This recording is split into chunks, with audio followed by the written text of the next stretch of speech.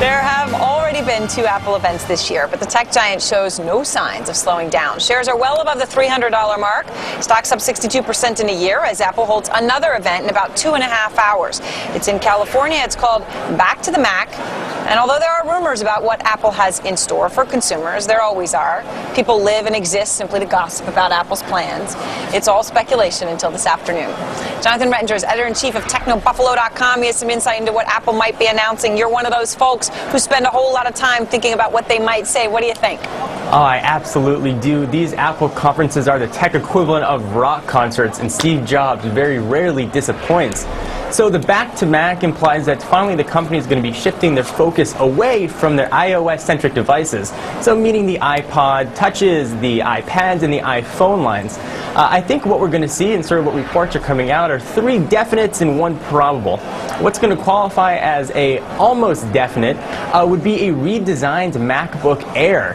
When the MacBook Air first launched, it was thin, it was an engineering marvel, but it was too overpriced for a mainstream consumer, and it was too underpowered for everyday use. So it was sort of sitting there in a tech limbo.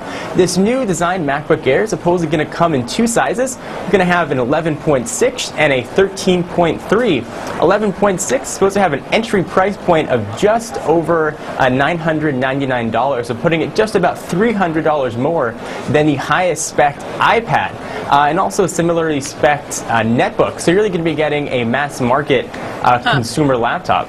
But I thought the whole point of I understand the iPad may not be as good as a laptop yet, but clearly it's going in that direction. And once it gets there, why would I want a laptop at all when I can just use my little tablet?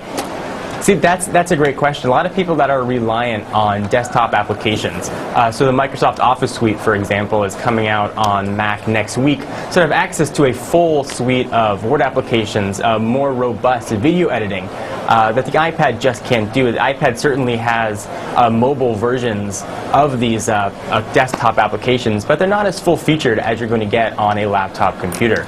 Jonathan, if I want to really make money in Apple, what I really want them to do is to not just sell quite high margin products to media types on the East Coast. I need them to sell around the world, and I need them to sell in emerging markets, and I need them to sell at lower price points, and I need them to have a distribution system to do that. Do you see that coming? You know, this $999 MacBook Air certainly, and as you're mentioning, with every Apple product, has been what's been called an Apple tax, where there's a premium associated with these pieces of hardware. This $999 price point, I think, is Apple's really first foray into a mass market product, which almost falls in the line of an impulse purchase for a lot of laptop buyers. So this may be the product that's going to be scalable, perhaps for emerging markets. They're supposedly going to be utilizing a new memory system called an SSD card, which is going to look similar to a stick of RAM that can possibly be scaled down and made less expensive for emerging markets. Interesting. All right, well, John, thank you very much. 2.5 hours, and all the Apple bugs will be very excited. Yes. See what they get. It'll be huge on Power Lunch, I suspect. Yes.